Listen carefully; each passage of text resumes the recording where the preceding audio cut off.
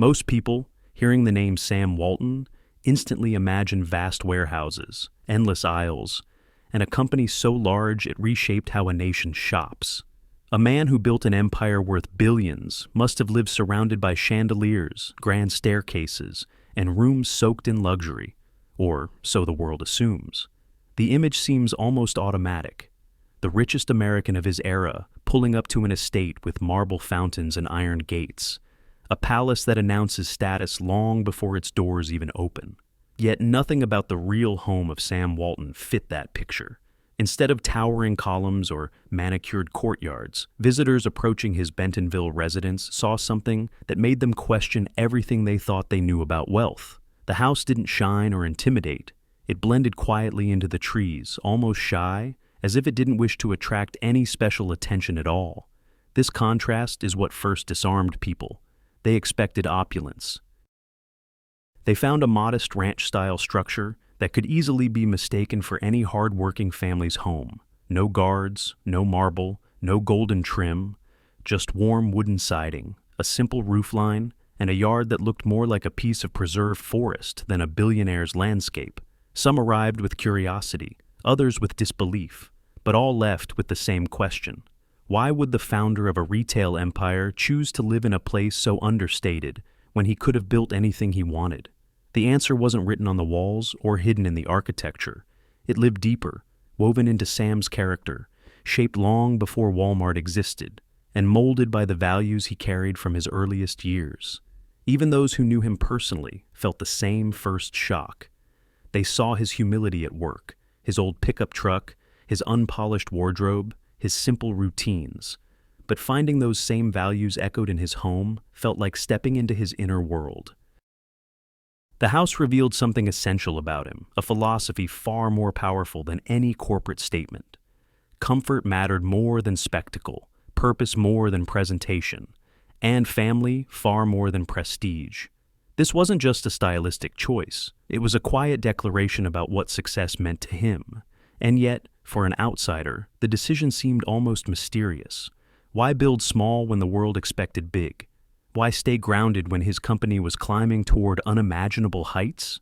To understand that decision, one has to travel back to the beginning, long before the empire, before the fleet of stores, before the name Walmart meant anything at all. The story of the Bentonville home doesn't begin with luxury or constraint. It begins with an idea, a place, and a vision that grew not from grand ambitions, but from something far more intimate. The modest house that would one day puzzle so many people first existed only as a quiet dream shared by Sam and his wife Helen, a dream of a space built for living, not impressing. And the creation of that dream started with a single step, choosing the land on which their first home would rise. When Sam and Helen Walton first began imagining the place they wanted to call home, they weren't drawn to grand neighborhoods or exclusive enclaves. Instead, they looked for something that felt untouched, land that still carried the quiet pulse of Arkansas's natural beauty. They found it on the east side of Bentonville, a forested stretch of earth where tall trees filtered sunlight into soft, shifting patterns across the ground. A small stream murmured through the property, moving slowly over rocks that had been there long before any Walton set foot in the town. To most buyers, the land might have seemed inconvenient, too wild, too uneven, too full of obstacles that would need clearing before construction could even begin. But to the Waltons, its wildness was the very reason it felt right. They didn't want a landscape altered to fit a house. They wanted a house shaped by the landscape. The couple walked the property countless times, pausing beside the stream, listening to the water, imagining how seasons would transform the forest. Instead of discussing square footage or facade patterns, their conversations revolved around light, texture, and tranquility. Helen, especially, wanted a home that breathed with its surroundings, where windows didn't separate indoors from outdoors, but invited nature to remain a constant presence. Sam, practical as always, liked the idea of a place that felt grounded, less like a monument and more like a retreat where a person could think clearly, work simply, and live without pretension. As they explored the land, certain elements began to spark ideas. The gentle slope near the stream suggested a potential vantage point where morning light could spill into the living spaces.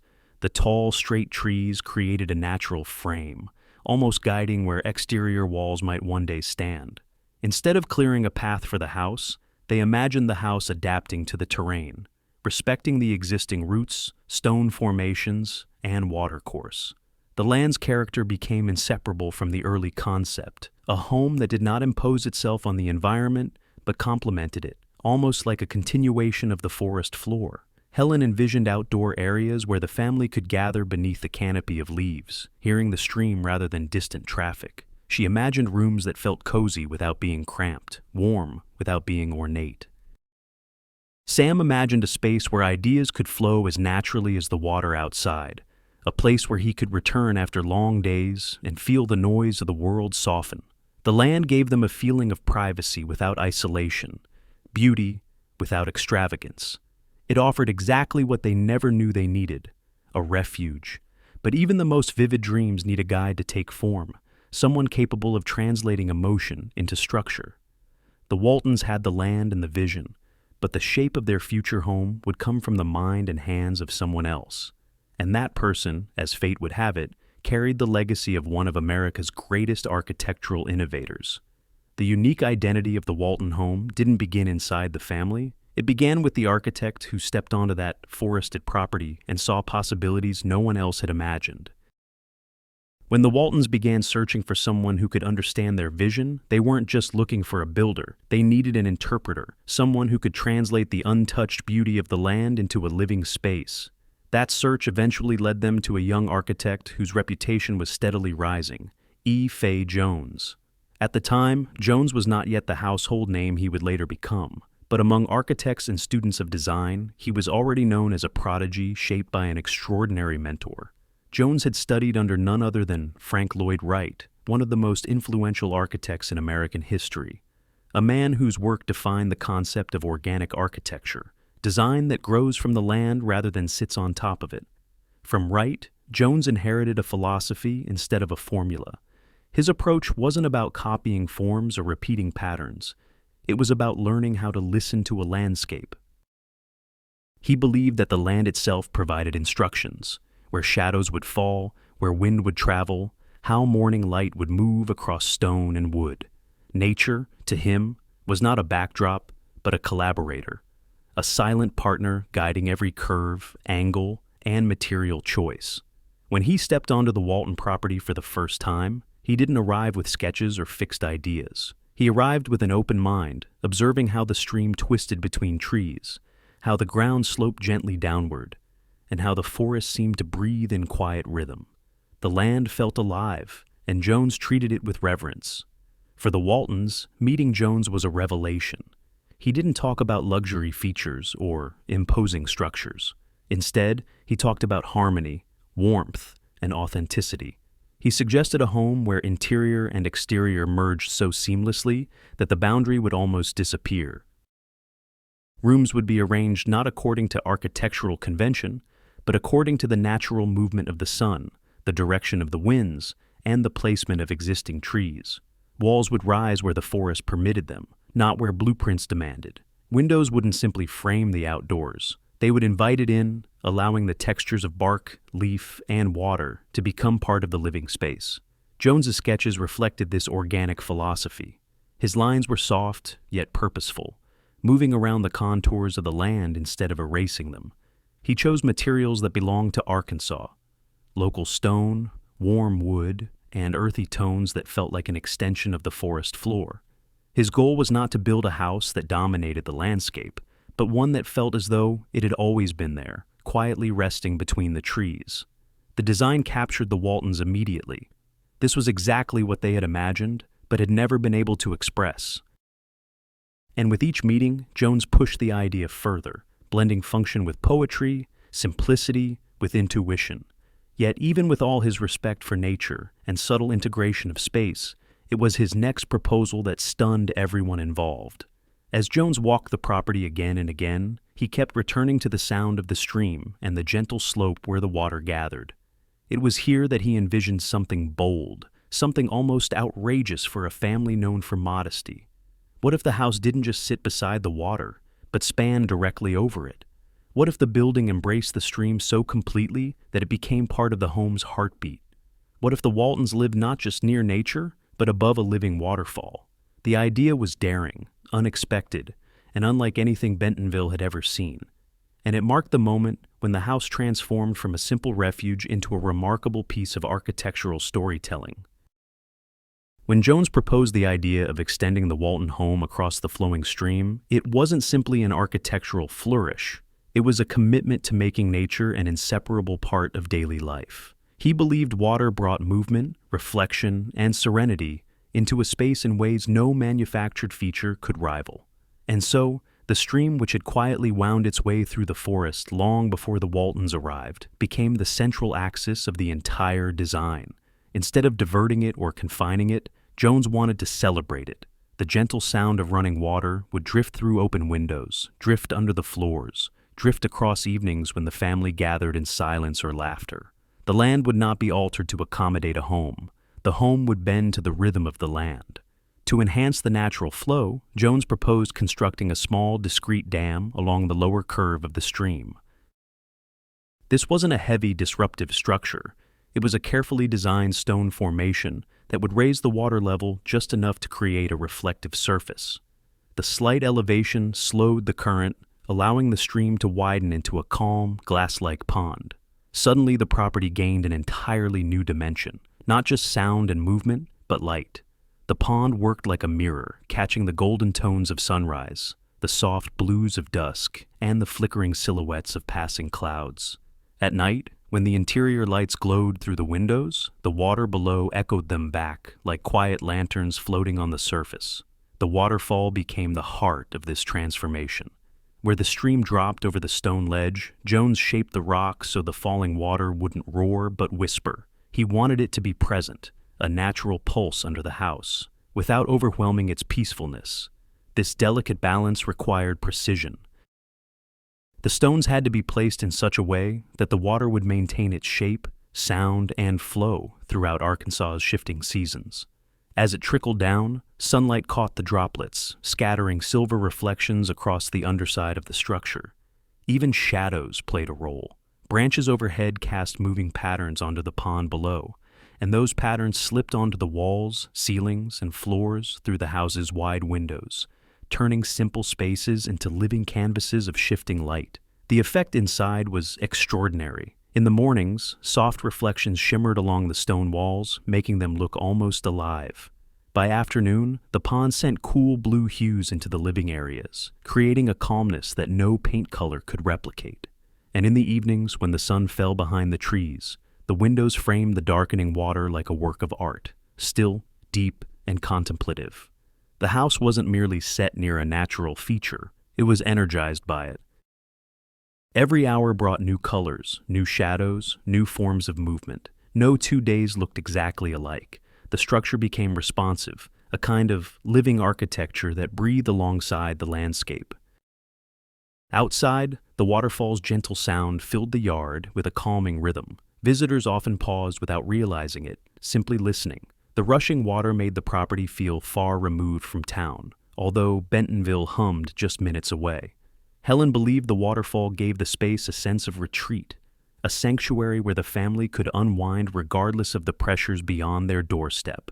Sam, practical as he was, appreciated how the water grounded him. After long days filled with numbers, decisions, and logistics, the quiet persistence of the waterfall reminded him of something constant and unchanging. Something that didn't bend to business cycles or the velocity of Walmart's rapid growth. As construction progressed, the waterfall and pond became much more than architectural features. They shaped the behavior of the home. They dictated where windows should be placed, how terraces would extend, where walkways needed shade, and how the indoor spaces should face the landscape. The house needed to honor the movement of the water, not block it. And so, the building extended outward lightly, as if hovering, allowing the stream to slip beneath it without constraint. The result was a harmony impossible to replicate in another setting. Visitors often felt as though the house floated between worlds, part rural cabin, part modern retreat, part woodland sanctuary. And even before the walls were finished, it was clear that the presence of water had transformed the Bentonville home into more than a structure. It had become an ecosystem, a living symphony of wood, stone, light, and sound. Yet for all the tranquility and beauty flowing through this design, none of it could protect the home from what would come next, a moment that would test the Walton family's resilience and reshape the future of the house forever.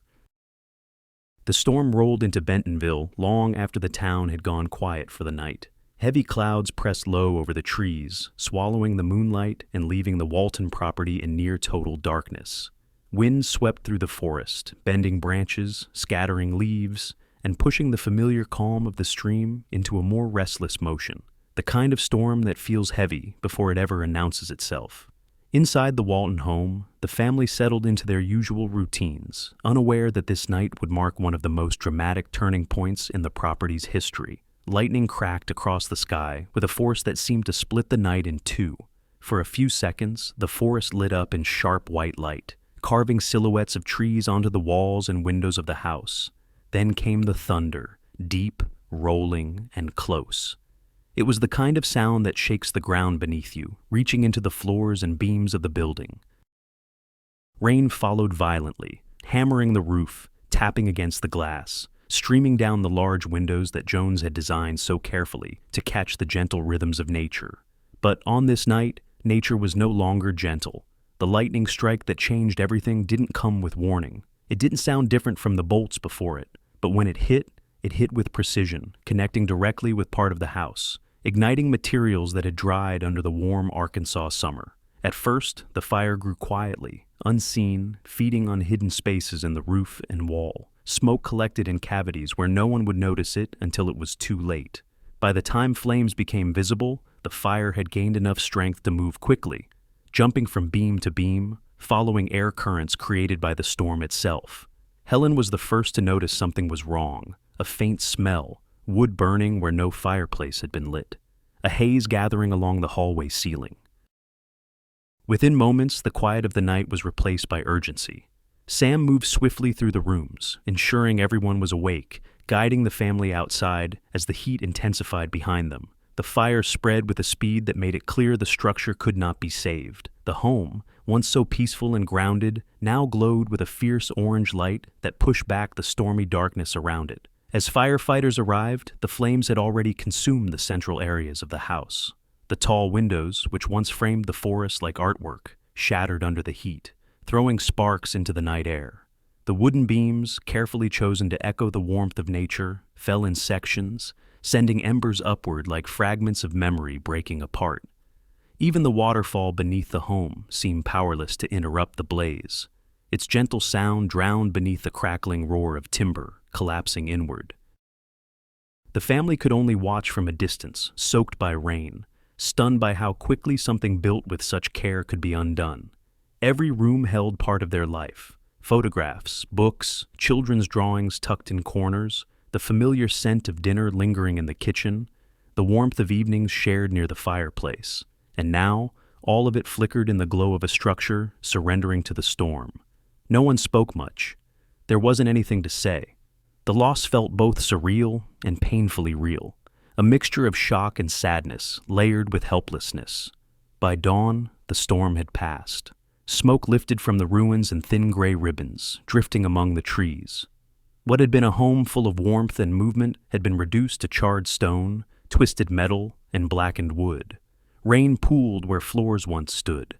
Ash drifted along the stream, carried slowly toward the pond, like the last traces of a story that had been interrupted too suddenly. The waterfall continued its steady rhythm, unchanged, a reminder that nature moved on even when human life momentarily paused. But amidst the damage, something else lingered: resolve. The Waltons looked at the ruins not as an end, but as a beginning they hadn't yet understood. Grief would come, yes, but beneath it was a quiet determination. Helen, standing in the early morning light, already felt the first spark of what would come next. The house they had lost was precious, but the home they would rebuild could be even stronger, warmer, and more meaningful. And that rebuilding would once again bring them back to the architect who understood them better than anyone else, E. Fay Jones, whose next creation would transform tragedy into a new chapter of the Walton family's story. The morning after the fire, when the last traces of smoke drifted upward through the broken silhouettes of the remaining beams, Helen Walton walked slowly across the damp ground. The devastation was undeniable. Stone walls streaked black, wooden frames reduced to brittle shards, the scent of ash hanging in the cool air. Yet, where others saw only destruction, she began to imagine again. The fire had taken the home they built, but it hadn't taken the reason they built it. The land was still here. The stream still whispered beneath the charred remnants. The forest still encircled the property like a protective ring. And as she moved through the ruins, stepping over pieces of the life that had filled these rooms, a new vision began forming, bolder, clearer, and more confident than before. Helen had always contributed to the first design, but now she stepped forward with an even stronger sense of purpose. She wasn't interested in replicating what had been lost. She wanted a home that carried forward the spirit of the original while embracing the next chapter of their lives.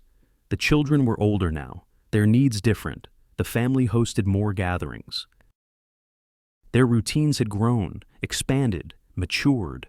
The new house needed to reflect all of this, without sacrificing the humility and natural warmth that defined the first structure. When she spoke with Ife Jones again, her voice carried both calm determination and a quiet excitement. She requested additional space, not for show, but for comfort and practicality. Rooms would be arranged more intuitively, giving shape to the patterns of daily life. Flow mattered, light mattered, connection mattered. She envisioned larger common areas where family and friends could gather, spaces that encouraged closeness without losing the cozy intimacy the original home had offered. She talked about how sunlight moved through the property at different times of day, how she wanted morning brightness in the kitchen and soft afternoon glow in the living areas. It wasn't simply about expanding, it was about refining the rhythms of the home. Jones listened carefully. He understood that the second design couldn't simply be an improved blueprint. It had to respond to what the family had endured. He widened windows, not only to restore the sense of openness, but to amplify it. Glass would now play a greater role, framing more of the forest, allowing sunlight to reach deeper into the interior. Morning light would wash across the stone floors. Evening shadows would play gently across the wooden walls, and the reflective pond would once again cast moving patterns that turned the home into a living watercolor. The structure became sturdier, grounded by stronger supports and more resilient materials. The form still echoed the natural contours of the property, but the lines were more confident, the angles more deliberate. Helen insisted on thoughtful storage solutions, hidden cabinets, built-in wardrobes, extra space for seasonal items, ensuring the home would remain as uncluttered and peaceful as the forest around it.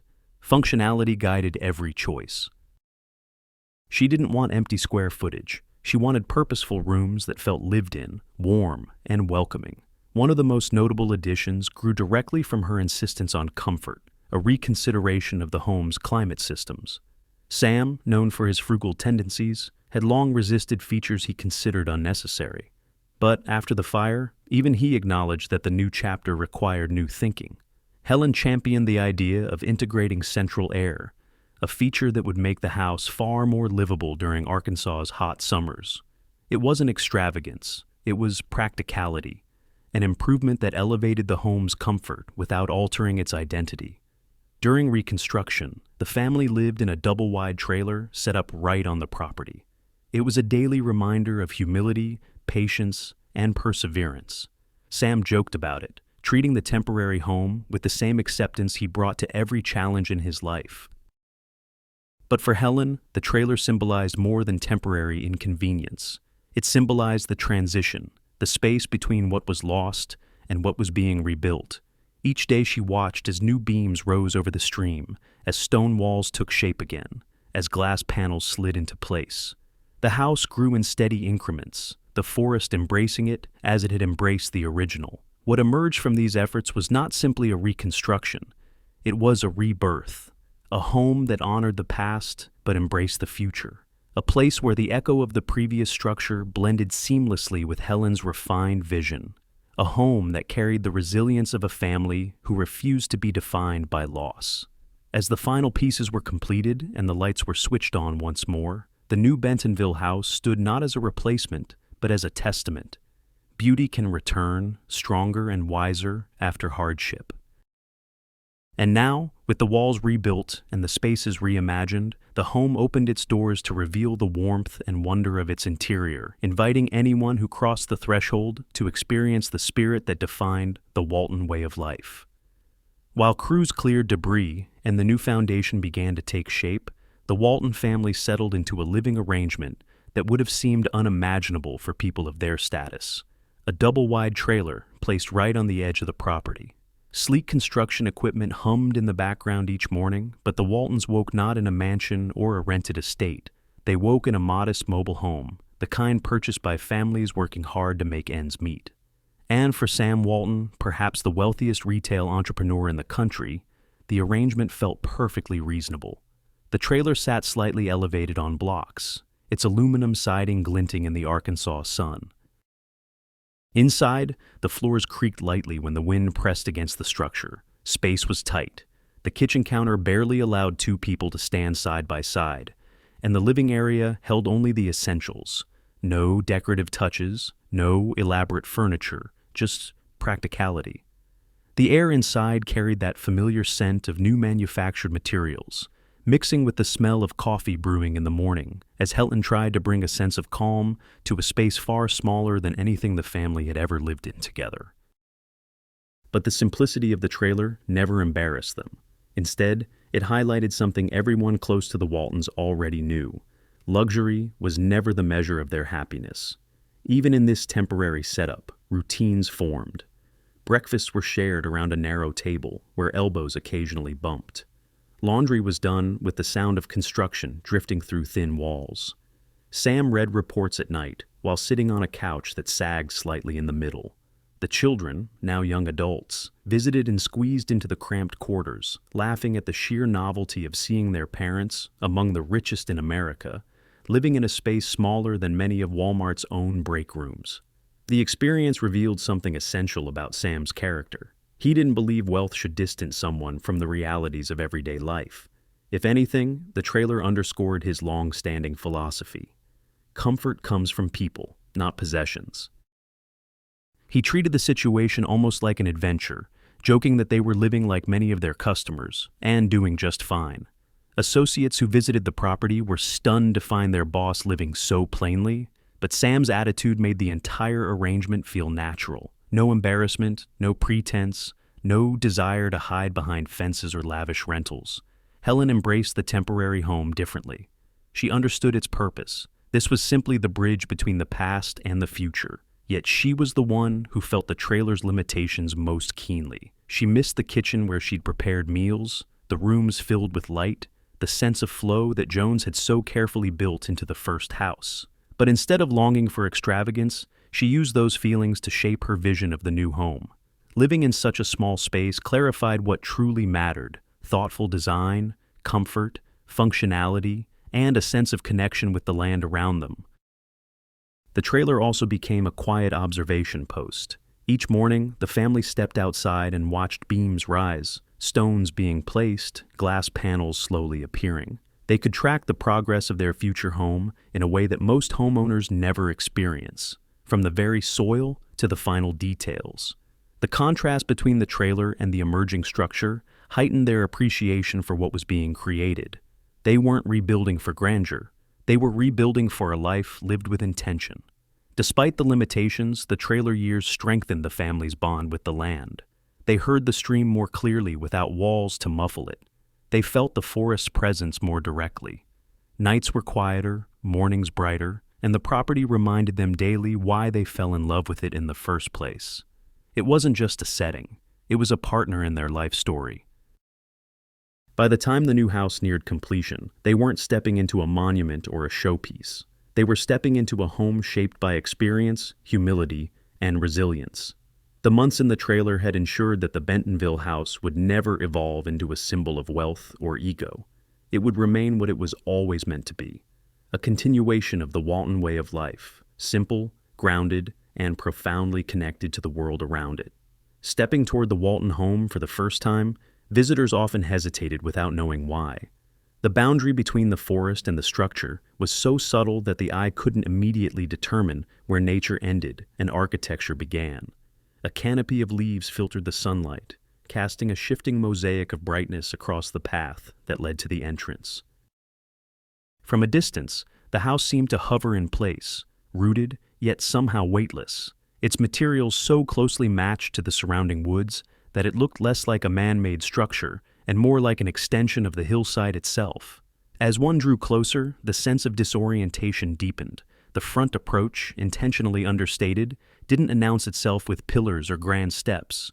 Instead, it welcomed visitors almost silently, guiding them through a narrow passage of trees that opened suddenly into a space bathed in light. The entryway was framed not by heavy walls, but by towering sheets of glass that ran from floor to ceiling, with no visible supports. These panels didn't merely let the light in, they dissolved the very notion of an enclosed threshold. The forest reflected back from the glass, merging with the interior in a way that made it hard to tell what was inside and what was outside. Nothing prepared guests for the sensation of stepping into the home and realizing the light hadn't changed at all. The brightness of the forest continued uninterrupted, slipping through the glass and spreading across the stone floors in soft, fluid patterns.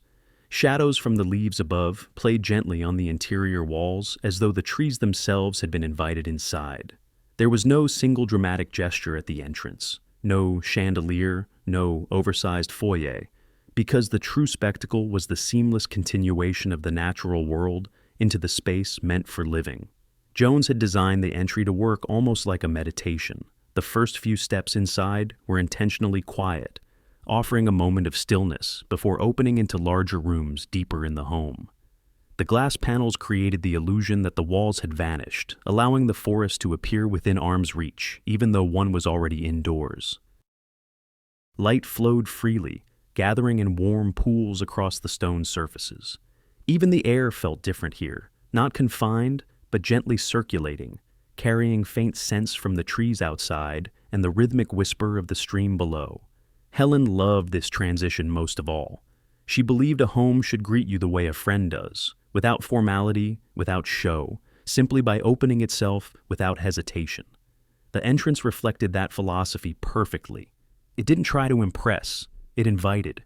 It encouraged visitors to slow their pace, breathe naturally, and let their senses adjust to the blend of textures and sounds. From here, each room unfurled with patient intention.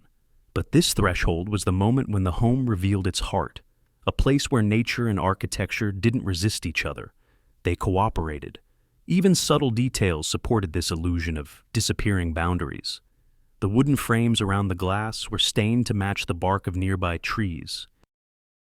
The floor transitioned with almost no visual break from exterior stone to interior stone.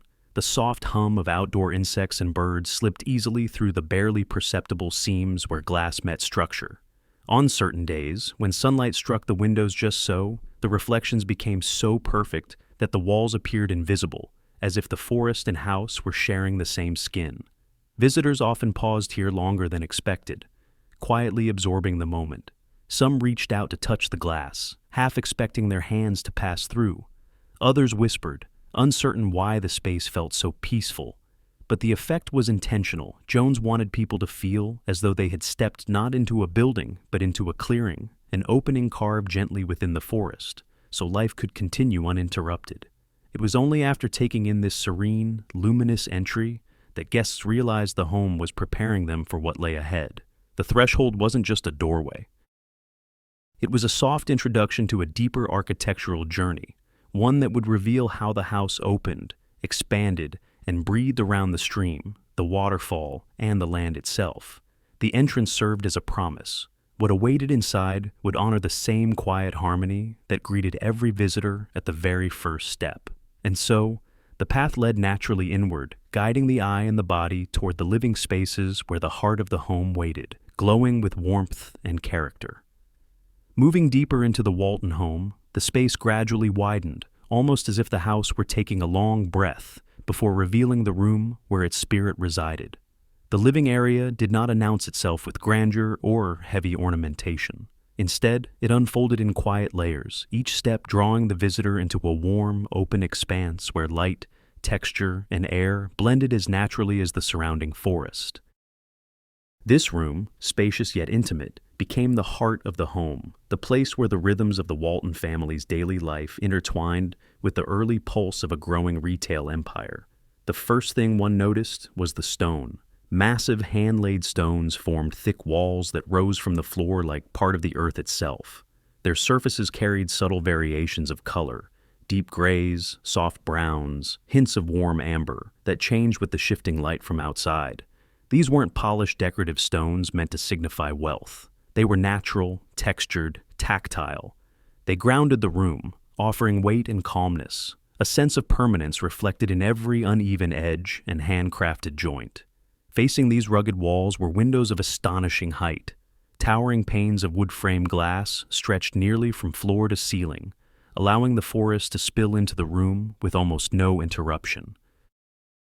In the early morning, golden rays filtered through the trees and touched the stone with warm highlights, while in the afternoon, the room filled with a cool, even light that softened every contour. During storms, raindrops streaked down the glass like watercolor brushstrokes, creating shifting patterns across the interior. And on clear nights, the silhouettes of trees outlined themselves against a velvet sky, giving the sense that nature was always keeping company with whoever sat inside. Anchoring the room, both visually and emotionally, was a massive fireplace built from the same local stone as the walls. Its broad hearth extended outward like an invitation, offering space for family members and visitors to gather in moments of reflection or conversation. When lit, the fire cast soft flickers of orange and gold across the stone, illuminating the textures and making the room feel even more alive. The fireplace wasn't simply a feature, it was a presence, a steady companion during winter evenings, a source of comfort during quiet nights, and a focal point for some of Sam's most contemplative moments. It was in this room, more than anywhere else, that Sam allowed himself to think freely.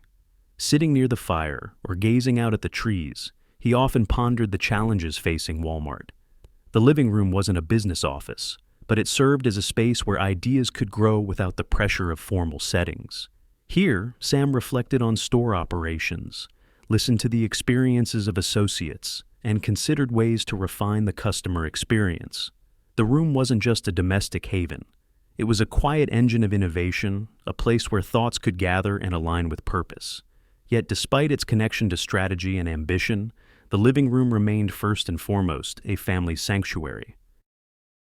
The furniture, though thoughtfully arranged, was chosen for comfort rather than display. Sofas wrapped around the fireplace in a way that encouraged conversation. Cushions softened the stone floor in designated areas, creating spots for reading, playing with pets, or simply resting.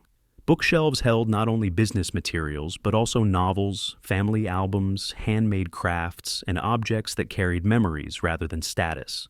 The room accommodated the full range of family life: debate, laughter, silence, storytelling, and the subtle rituals that build connection. Visitors consistently remarked on how peaceful the room felt, as though stepping inside shifted something internally. The blend of natural materials, dappled light, and gentle openness created an atmosphere where people instinctively relaxed. It was not uncommon for business associates to find themselves speaking more honestly here than in corporate offices, their voices softened by the room's warmth. Conversations that shaped future stores and policies often began at this hearth, surrounded by the calm influence of the forest and the steady crackling of fire. But the living room was not static. It changed with time, weather, and season. In spring, sunlight danced across the walls with bright, playful energy. In autumn, golden leaves outside offered new colors to the view framed by the windows. In winter, the fireplace stood as the dominant force, glowing with warmth against the cold air beyond the glass.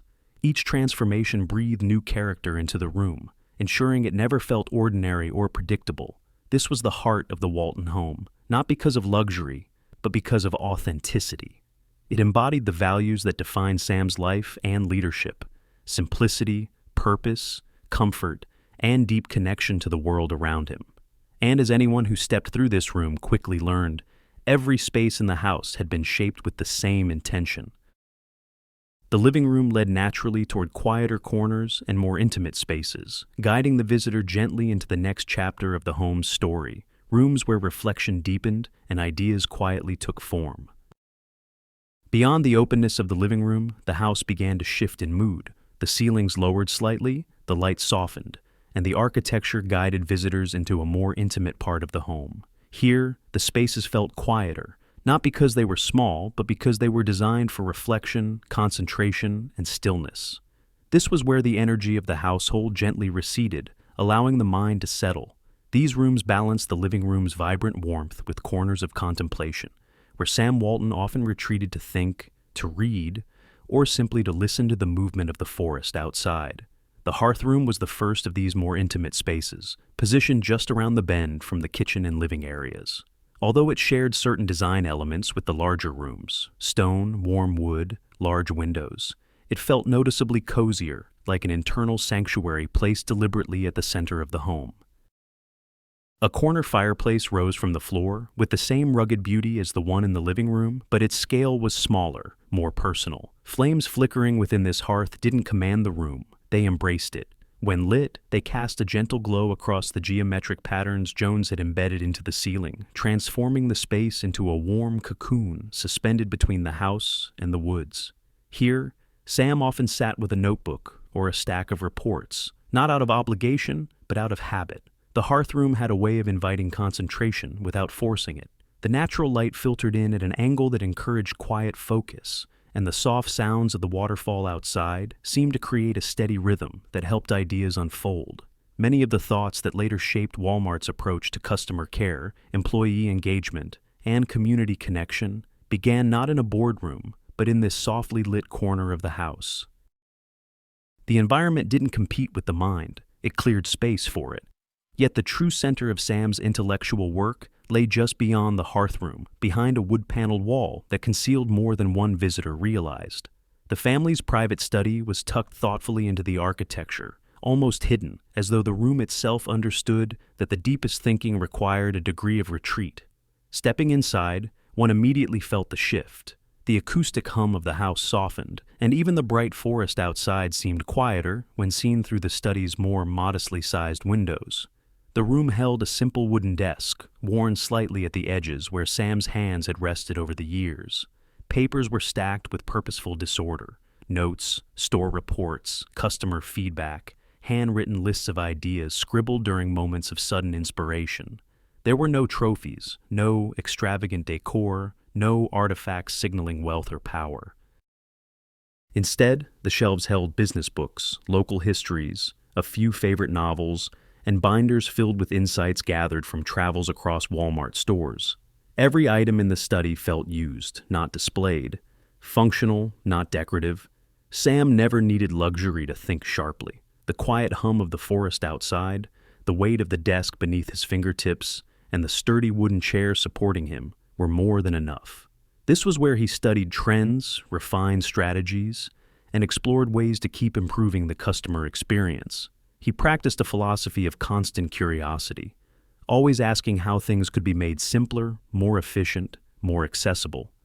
Many of the decisions that propelled Walmart into new territories, including distribution innovations, employee partnership programs, and pricing strategies, found their earliest sketches here, in a room where nothing distracted from the work itself. The study also served another purpose, not just for thinking, but for grounding. Whenever the pressures of leadership grew heavy, this room offered quiet reassurance. It reminded Sam of the values that shaped his company in the first place: humility, practicality, and service. There were days when he sat back in his chair and simply watched the branches sway behind the glass, letting nature temper the pace of his thoughts. It was in these moments of stillness that clarity often emerged. And yet, despite the weight of its significance, the study was never a space of isolation. The house flowed gently around it, with the hearth room only steps away, and the family's laughter echoing faintly from the larger spaces. The architecture ensured that even in deep concentration, Sam never felt disconnected from the life of the home. The rooms were designed to support balance between work and rest, ambition and humility, reflection and participation. This balance extended into every part of the household, shaping the way the children grew up within these walls. The Walton home wasn't out of reach or overly formal. It wasn't a hushed mansion where footsteps echoed with distance. It was a place where the children had their own corners of comfort, creativity, and belonging, rooms that reflected who they were and the values their parents hoped to instill.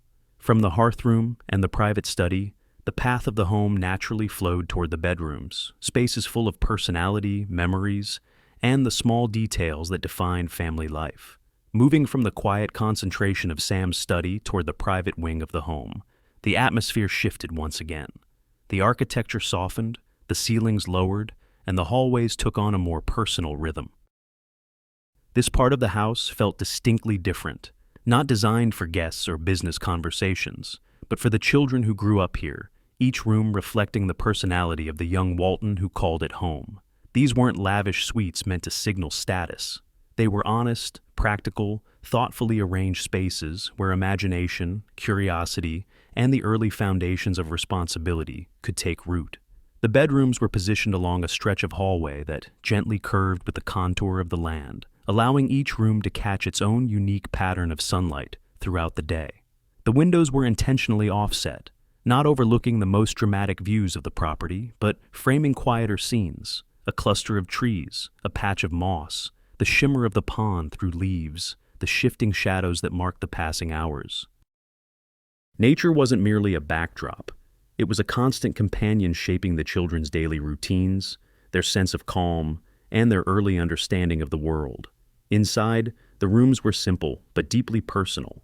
Alice Walton's space held hints of the artistic curiosity that would later define her life. Bookshelves lined with story collections, sketch pads stacked near the bed, and small frame drawings pinned to the walls formed a quiet narrative of a girl discovering her love for art. Her furniture was wooden, sturdy, and handmade with clean lines, functional without sacrificing warmth. Sunlight often caught the edge of her desk during the afternoon, giving the space a soft glow that made it easy to sit and draw for hours.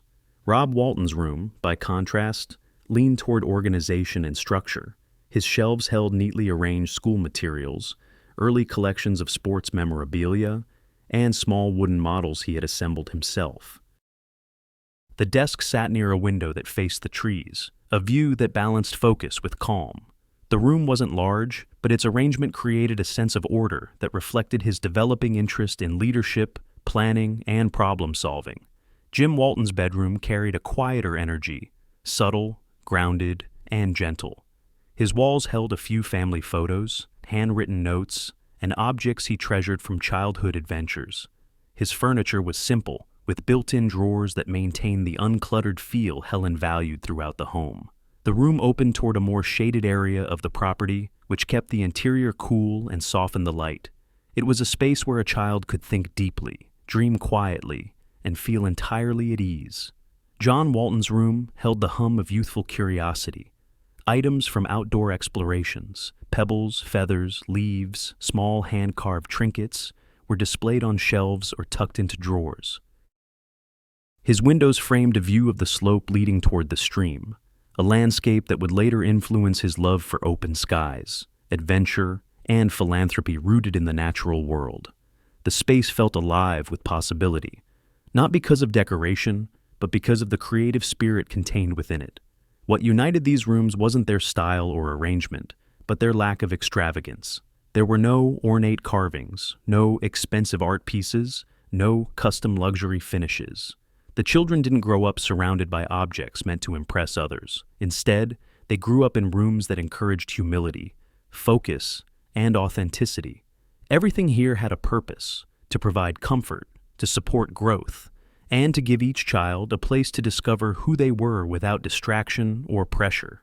Helen was intentional about this. She believed that children shouldn't be defined by wealth, but by experiences, values, and responsibility. She made sure each room had enough space for interests to flourish, but not so much space that the children felt separated from the family. The design naturally drew them out toward shared areas: the living room, the hearth room, the kitchen, ensuring that connection remained at the center of their daily lives. These bedrooms didn't create future billionaires by encouraging ambition. They created grounded individuals by encouraging balance. Each space was a reminder that true fulfillment comes not from possessions, but from character, curiosity, discipline, compassion, creativity. And in time, those qualities shaped how each Walton child participated in business, philanthropy, and community life. But as meaningful as these rooms were, they were not the most magical part of the Walton home. Every window, every hallway, every door of this wing pointed towards something even more enchanting, a place where imagination and nature blended effortlessly, where the family gathered year after year, and where the essence of the Walton lifestyle flourished under open sky. The true magic waited just outside, in the vast living landscape that embraced the house, the yard and forest that formed the soul of the property.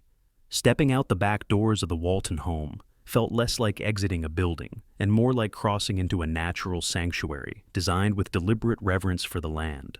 The transition from interior to exterior happened so seamlessly that one almost forgot there had ever been a threshold.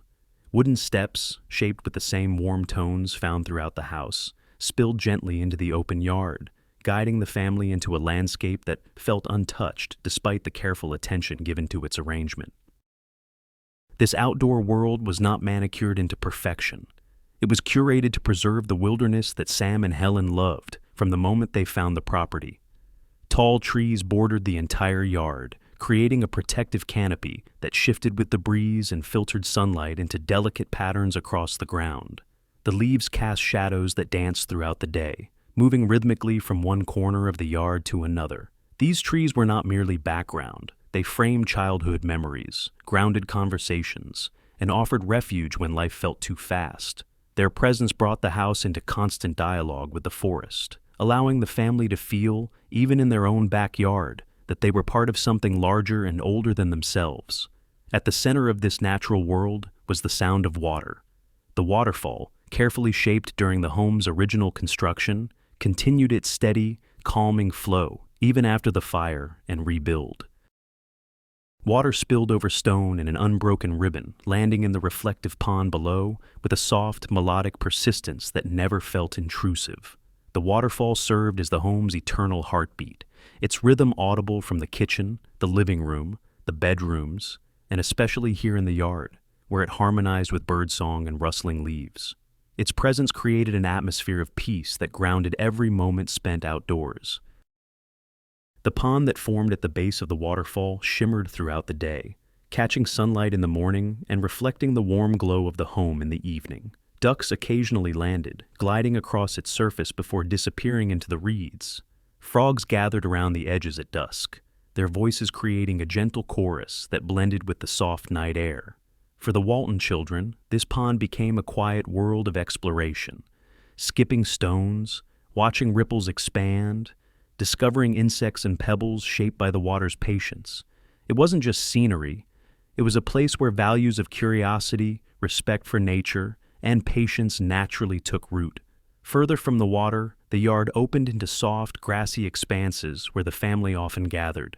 Here, birthdays were celebrated, family games unfolded, and meals were enjoyed beneath the open sky. The Waltons' dog bounded across these lawns with unrestrained enthusiasm, chasing sticks and exploring new scents. Evening walks often ended here, with Sam and Helen strolling slowly across the grass, absorbing the cool breeze and listening to the natural symphony around them. What made this yard special wasn't its beauty, although it was undeniably beautiful. It was the way the landscape mirrored the values inside the home. Nature encouraged simplicity, the forest encouraged humility. The shifting light reminded everyone that life moved in phases, and each day carried its own quiet revelations. These surroundings shaped the children just as much as any room inside the house. They learned responsibility by helping with small outdoor tasks, learned patience by watching seasons change, and learned gratitude by witnessing the delicate balance of water, land, and sky.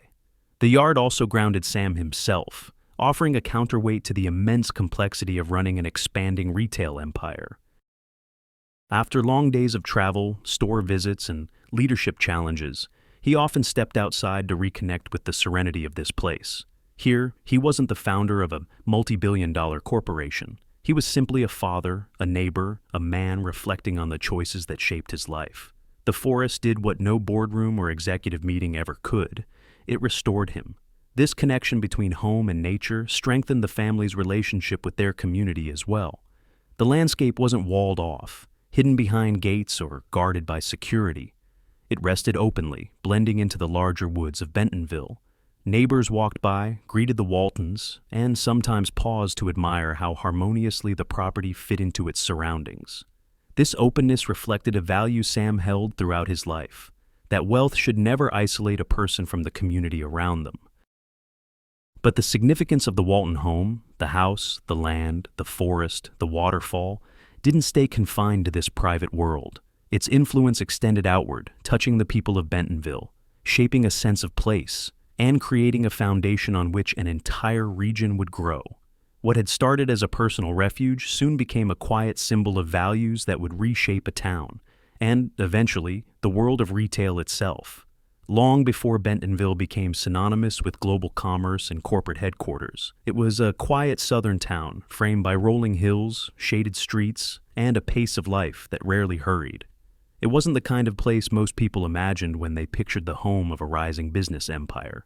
Yet for Sam Walton, this small, unassuming community held something far more valuable than prestige: authenticity.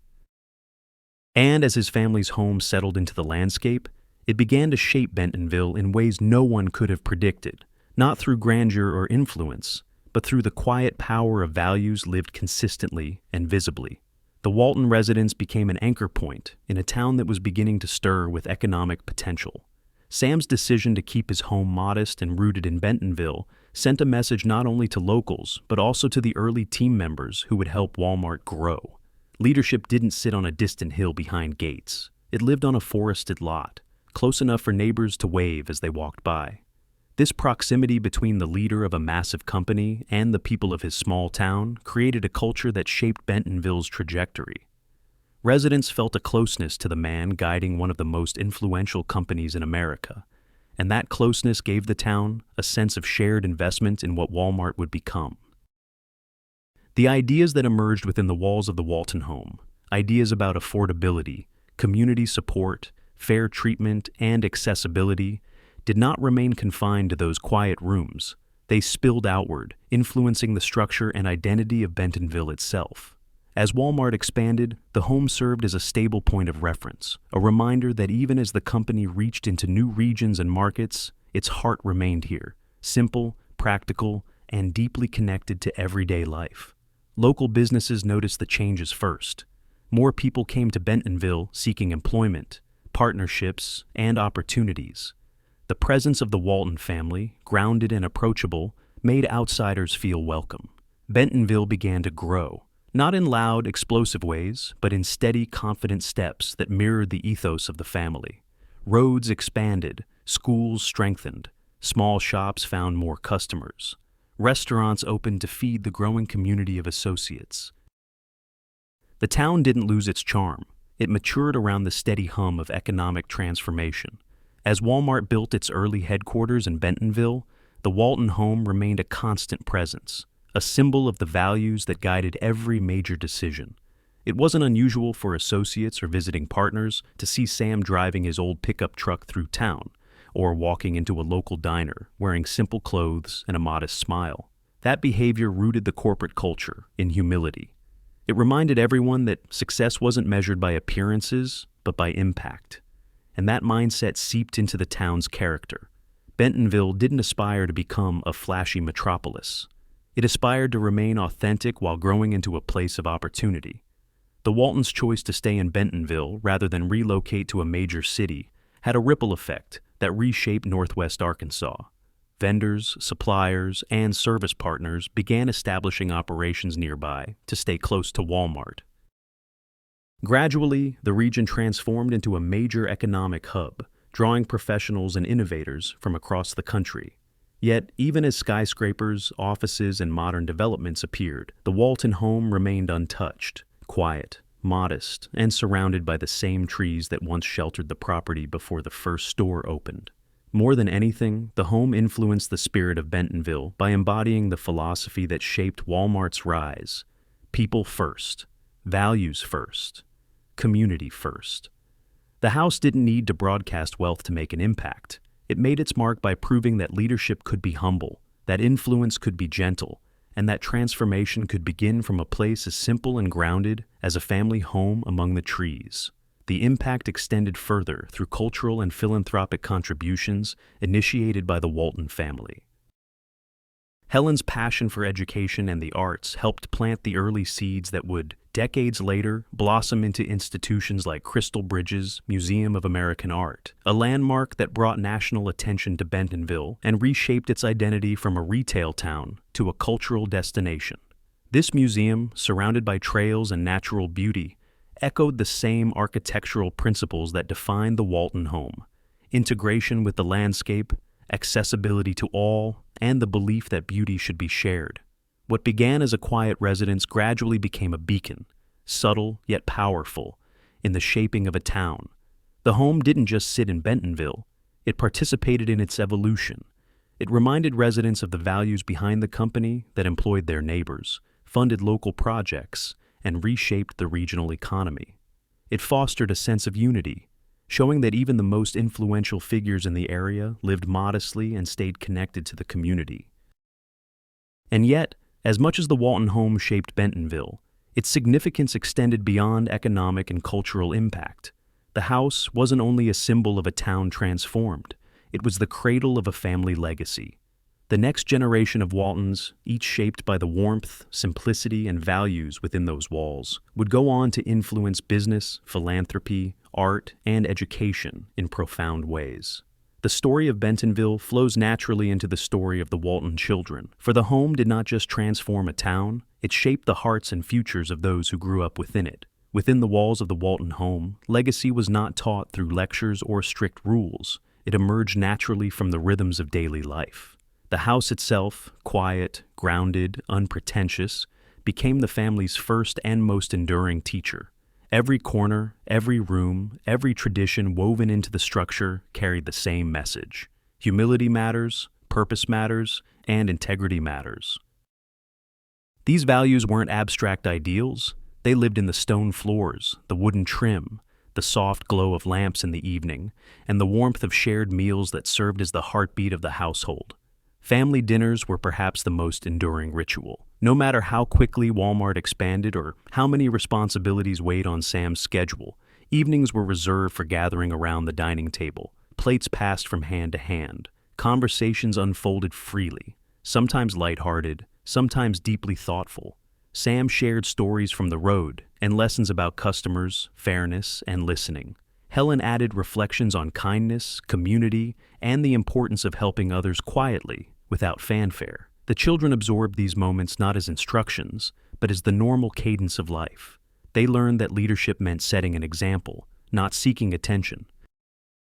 The simplicity of their surroundings reinforced these lessons. The bedrooms, modest and personal, taught the children that space is not measured in square footage, but in meaning. The kitchen taught them that cooking together connects people more deeply than dining in luxury ever could. The living room taught them that comfort and beauty come from warmth, presence, and sincerity, not from expensive materials.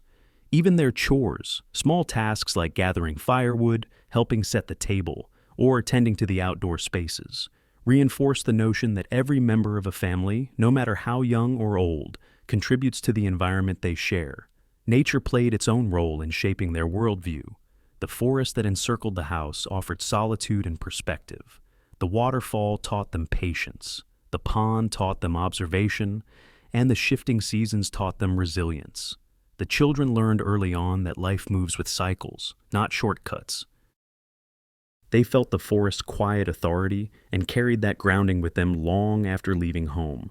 Rather than spoil his children with material excess, Sam showed them how to value effort. He didn't want wealth to harden them or distance them from the people they would eventually lead.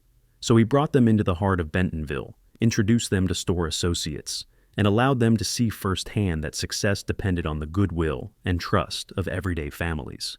The house, modest as it was, mirrored the world he hoped they would someday help shape, one driven by values, not vanity. Helen, too, left a powerful imprint.